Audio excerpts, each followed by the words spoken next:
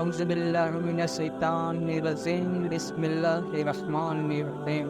السلام علیکم میرے محترم عزیز دوستو، آج ہم آپ کو بتائیں گے جب 313 مسلموں نے 1000 کفار کو دی شکست، ایمان تازہ کرنے والا قصہ۔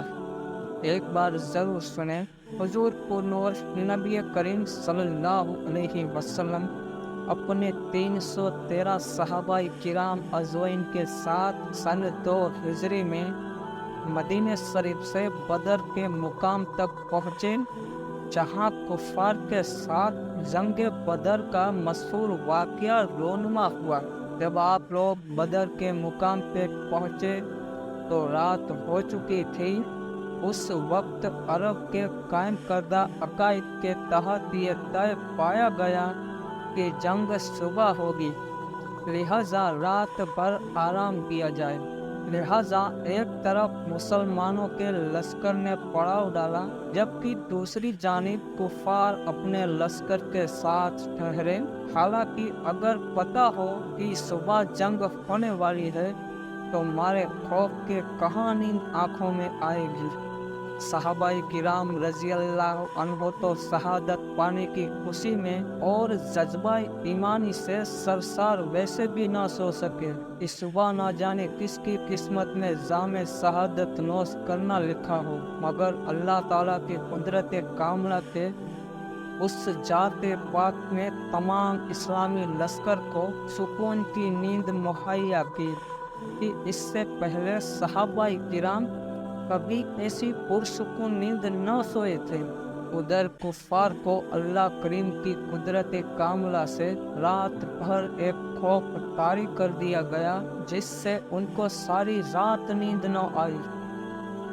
ایک اور چیز کہ اللہ نے مسلمانوں کے دلوں میں کفار کے لشکر کی انتہا کم کر دیا، جبکہ کفار کے دلوں میں یہ خوف ڈال دیا جیسے وہ 313 نہ ہو بلکہ 1000 ہو۔ صبح ہوئی۔ حضور نبی کریم صلی اللہ علیہ وسلم کی ابتدا میں سب صحابہ کرام اجمعین رضی اللہ عنہ نے نماز فجر ادا کی، اور نماز ادا کرتے ہی نبی کریم صلی اللہ علیہ وسلم نے سب سے کہا کہ اگر ایسا ہو جائے اللہ رب العزت کی جانب سے 1000 فرشتے تمہیں جنگ میں ساتھ دے تو کیسا ہو؟ تو صحابہ کرام اجمعین رضی اللہ عنہ اسی کے مارے جوم اٹھے۔ پھر فرمایا کہ 3000 آ جائے تو پھر تمام صحابہ رضی اللہ عنہ اسی سے جوم گئے۔ پھر آخری میں فرمایا کہ اگر 5000 فرشتے آ جائے تو کیسا ہو؟ تو تمام صحابہ کرام رضی اللہ عنہ بہت خوش ہوئے اور کہنے لگے کہ اگر ایسا ہوا تو ہم کفار پر بڑی آسانی سے غلبہ پا جائیں گے۔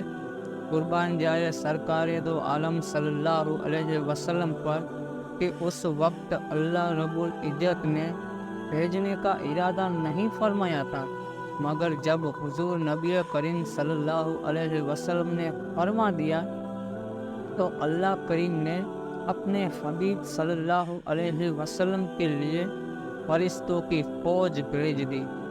تو جب جنگ شروع ہوئی تو اللہ کریم نے فرشتوں کو حکم دیا کہ جاؤ اور اصحاب بدر کے ساتھ جنگ میں کفار سے لڑو، اور ایسے جانا کہ تمہارے ہاتھوں میں تیر اور تلوار ہو، جنگی لباس میں جانا۔ تو حکم باری تعالیٰ پاتے ہی فرشتوں کی جماعت سردار ملائکہ حضرت جبریل علیہ السلام کی قیادت میں اصحاب بدر کے ساتھ کفار سے جنگ کرنے آ گئے، اور یہ جنگ مسلمانوں نے فرشتوں کی غیبی مدد سے بآسانی سے جیت لی۔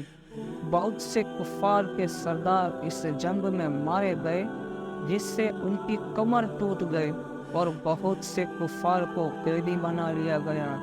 تو نبی کریم صلی اللہ علیہ وسلم نے صحابہ کرام رضی اللہ عنہ سے پوچھا کہ کیا کیا جائے ان کے ساتھ، تو سب نے اپنی اپنی رائے دی کہ ان کو قتل کر دیا جائے۔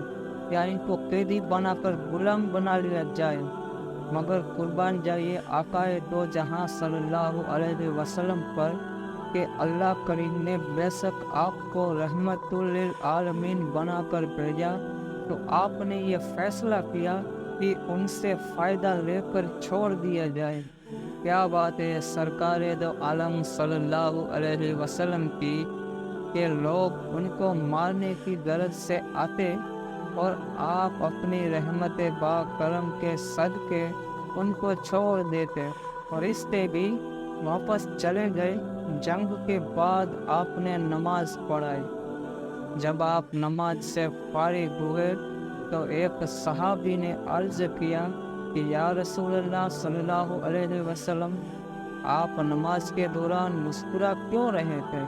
تو آقا صلی اللہ علیہ وسلم نے مسکرا کر جواب دیا کہ جبریل امین علیہ السلام جنگ کے بعد تمام فرشتوں کو لے کر واپس چلے گئے، تو اللہ کے حکم سے آسمان پر فرشتوں نے انہیں آنے سے روک دیا اور فرمایا کہ تم جس مقصد کے لیے گئے تھے اس کے بنا کیسے آ گئے؟ تو جبریل علیہ السلام نے فرمایا کہ ہم تو جنگ میں صحابہ کی مدد کرنے کے لیے گئے تھے۔ تو انہوں نے فرمایا نہیں، تم کو رضائے مصطفیٰ صلی اللہ علیہ وسلم کی خاطر بھیجا گیا تھا، لہٰذا جاؤ اور جب تک ان سے اجازت نہ لے لو واپس نہ آنا۔ تو اس وجہ سے جبریل علیہ السلام میرے پاس آئے تھے اور اس وقت ہم نماز ادا کر رہے تھے تو میں نماز میں بول نہیں سکتا تھا، اس لیے مسکرا کر انہیں اجازت دی کہ ہاں اب تم سبھی جا سکتے ہو۔ سبحان اللہ، کیا مقام ہے ہمارے آقا حضرت محمد صلی اللہ علیہ وسلم کا۔ تو میرے پیارے دوستو، امید کرتا ہوں آپ کو ہماری یہ ویڈیو ضرور پسند آئی ہوگی، اور اسی طرح کی اور اسلامک سچے قصے سننے کے لیے میانا وائس چینل کو سبسکرائب کریں۔ السلام علیکم ورحمۃ اللہ وبرکاتہ۔